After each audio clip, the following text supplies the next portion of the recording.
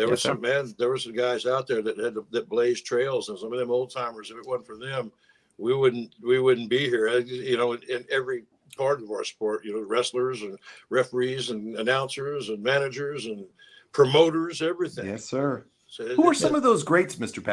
Patrick? Who are some of those greats that, you know, maybe some of the more modern fans or the fans that were fans during the Attitude Era, especially because that was the hottest time in professional wrestling. But, you know, who are some of those great referees and people that really paved the way and really blazed the trails for guys like you to come in and do what you did?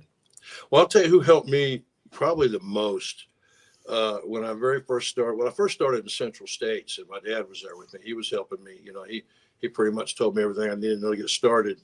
And they liked my work after my very first time. It was funny. I went to college for a year after I graduated. And when I was going to school, I'd make trips with Pop, you know, and he wanted to go home, and because we were from Missouri, and his mom was still alive at the time, and my mom's mom was still alive at the time, and we'd been gone. You know, we traveled the whole country when I was growing up, and you know, we lived everywhere.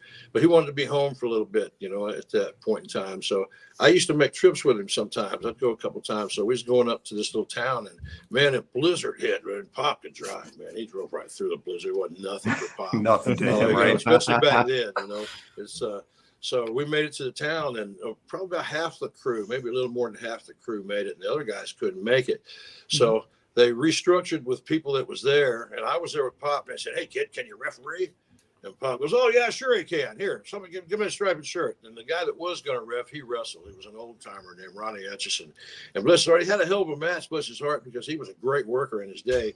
But man, he hadn't done it in so long, he almost had a freaking heart attack doing it. You know? and that was the first time I refed. I refed the whole damn card. It was my first time I ever done it, and I refed, you know. So, but then they said, "Hey, kid, you did a good job. Would you like to do our TVs for us, and maybe like one spot show a week?"